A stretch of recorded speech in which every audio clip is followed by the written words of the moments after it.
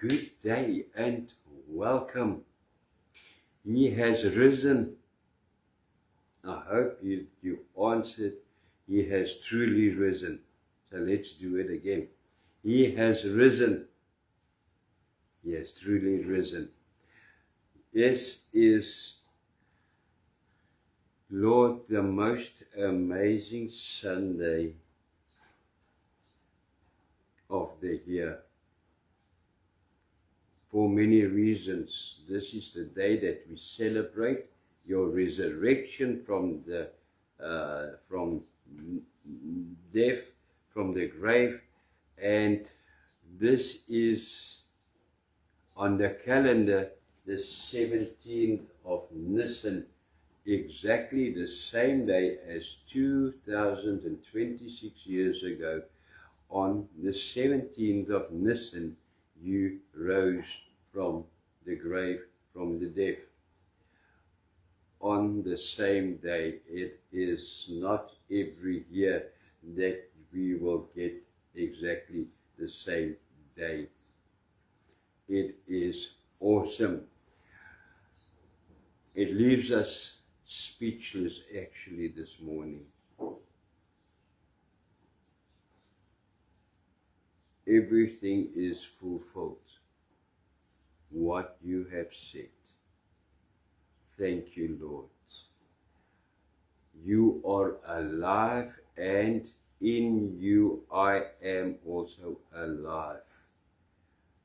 I have also risen from eternal death to eternal life, from darkness to light. Lord, this is outrageous grace. Thank you. Thank you, Lord. Thank you, Jesus. Thank you for your love. Thank you for loving me this much.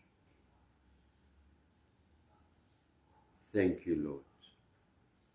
Bless us. Thank you for the opportunity this week, the last 10 days actually, that we, or 11 days, that we could walk with you this path. And thank you that we walk with you to the cross, onto the cross, and we are coming with you through the grave. Thank you. Speak to us this morning in Jesus' name. Amen. Amen and amen. It is the 17th of Nisan, and a lot happened on this day. This was the day of all days.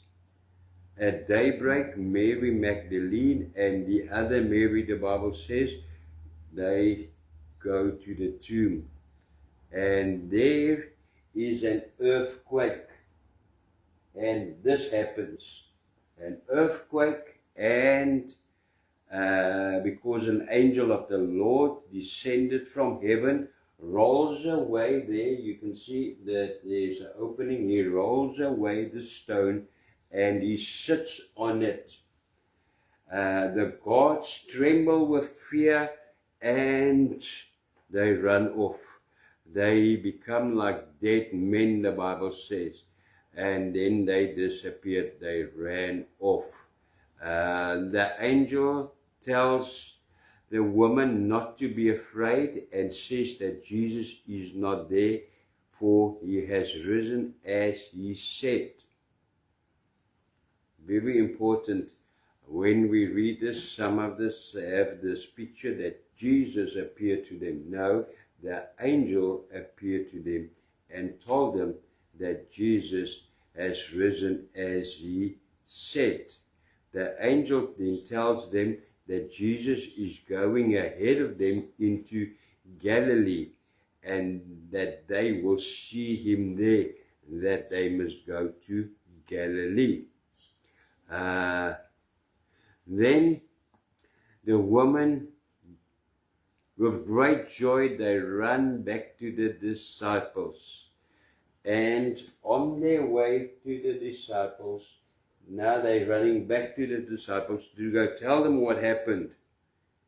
He has risen, as he has said.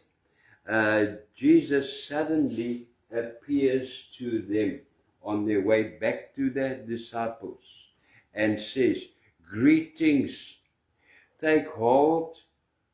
They take hold of his feet and they worship him. They fell down and they worshiped him. And Jesus tells them to go and tell his brothers, the disciples, to go tell them to go to Galilee where they will see him. This you can read in Matthew chapter 28 verses 1 to 10, Mark chapter 16 verse 1 to 14, Luke chapter 24 verse 1 to 43, and John chapter 20 verses 1 to 25. The disciples, they do not believe the two women, and they run to the tomb themselves to see and to find it is empty, that he is risen. Then in the meantime, the guards, they went there. Where is that? They went to the chief priest and reported everything. The priests and the elders meet and decide to give the guards a large sum of money to say that the disciples came during the night and stole Jesus' body while they were asleep. Now, that you can read in Matthew chapter 28 verse 11 to 15. And that is what happened on that Sunday, the Resurrection Sunday. And today we celebrate the resurrection of our Lord Christ Jesus and his eternal life. Never forget it. We celebrate not just that Jesus rose from the dead, but we celebrate his eternal life. From there on, he never died. He just went on living. And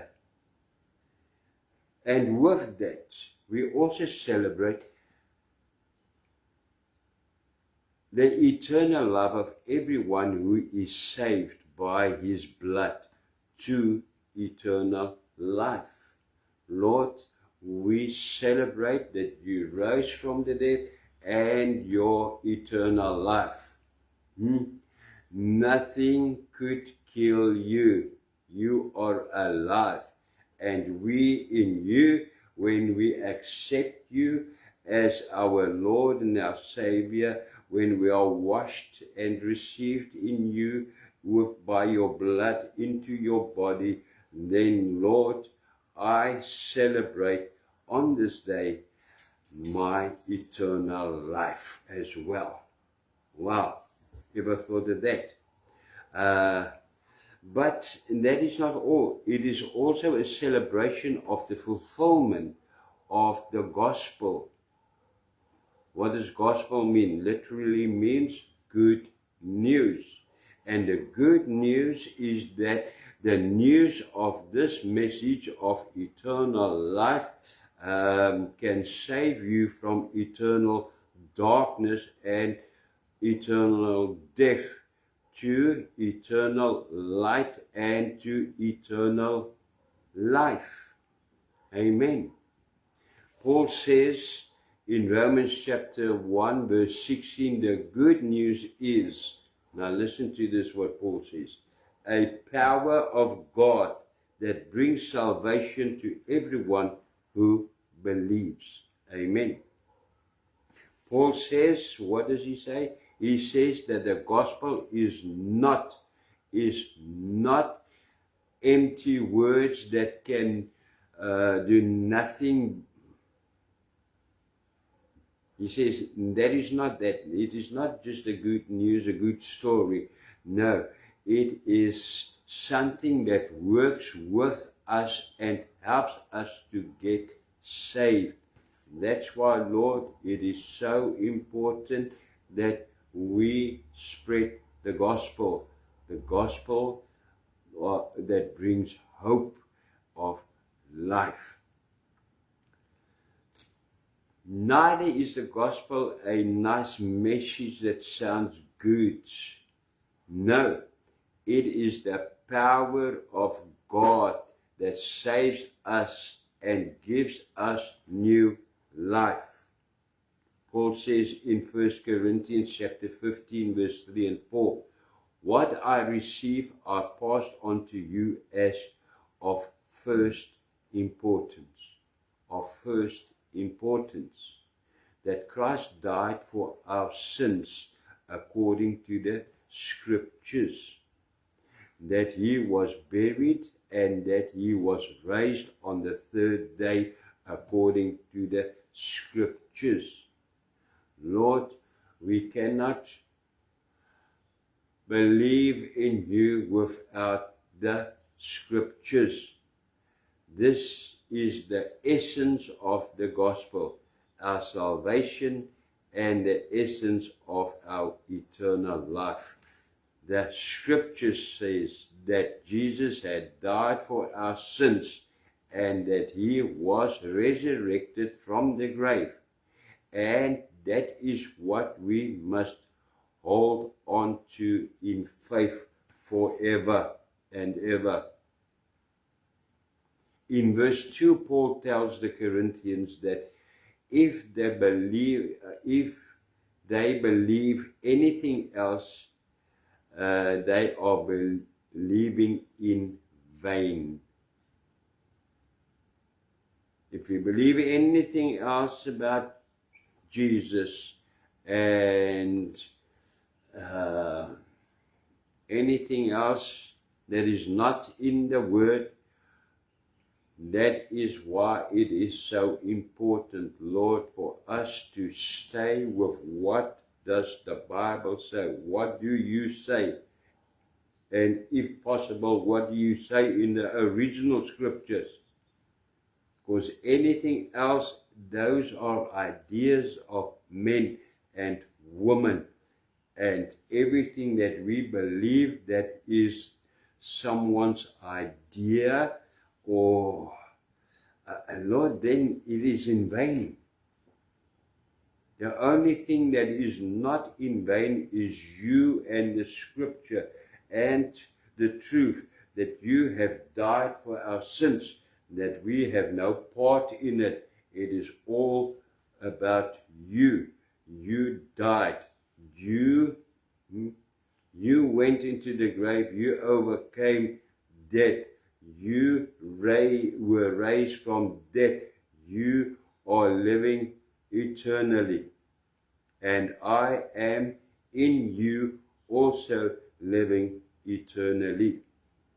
Anything else is in vain. And that is what we believe and confess and celebrate today. Jesus has risen. He is alive. The gospel is not only fulfilled on paper, very important, not just on paper, but also in my life.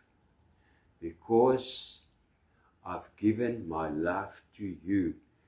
This is not my life anymore. It is your life.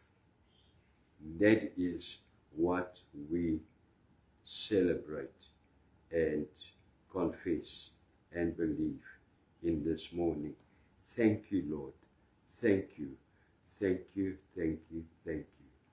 You died for my sins, and in you I am also resurrected from eternal death, and I also have received the same life and authority that you have over sin and over death. That is the truth, and that is what I confess and believe in this morning. Thank you, Lord. This is too great. It is too big for me to understand. I don't have to understand it or to figure it out or anything. I just have to believe that, and believe it with all of my heart and all of what I have, and submit to you. Thank you, thank you, thank you, Jesus. Thank you, Father. Thank you, Holy Spirit. Thank you for surrender.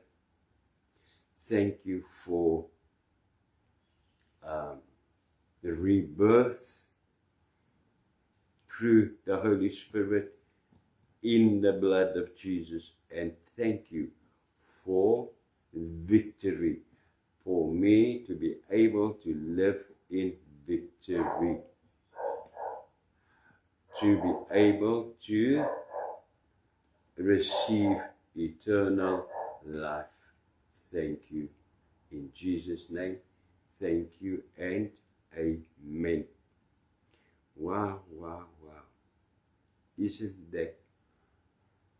This is truly outrageous. Outrageous grace, outrageous love, outrageous.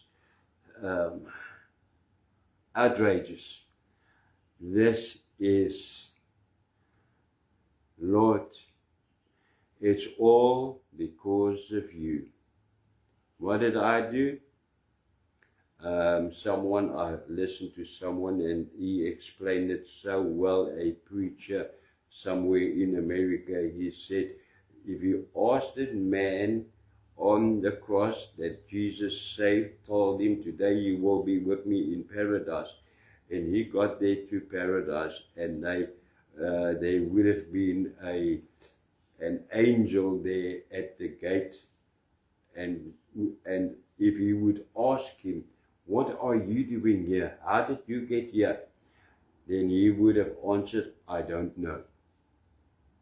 I don't know. Then they would have asked him, maybe, wait, let me go call the chief angel. And he would come and ask him, are you baptized? Have you gone to church or anything? He would have said no. And if he would ask him now, what are you doing here? He would have said, I don't know. He would say, who sent you here? Why are you here? His answer would be, it is all because of the man on the middle cross. Thank you, Jesus. It is all because of the man on the middle cross who has a name. My Lord, my Savior, the King of Kings, God Almighty, saved me. By His grace, I am here. Thank you for this outrageous grace. Thank you, Lord. What else can we say? No, Lord, we are just going to repeat ourselves, and we are just going to go nowhere. It is time to be grateful and to become quiet. Thank you. With that, I greet you for the last time. I think this was the 11th day. I greet you with the Lord's blessing. Yerechocheta Adonai dishmarecha. Yair Adonai pawanilecha vechochonechta. Yesa Adonai pawanilecha ve'asamlecha shalom. The Lord will bless you and keep you. The Lord will turn His face towards you, be gracious to you as you was and is, and give you peace, eternal peace. Amen. Until next time, that will be next Sunday, Lord, we will be living and excited to hear what you have to say next time. How What do we do now here on earth with this eternal life that we have? Thank you, Lord. It is exciting. It is wonderful to be in your presence. Thank you for loving me this much. Thank you. Glory to you. You are alive. Amen. And I am alive. Amen. Until next time, God bless.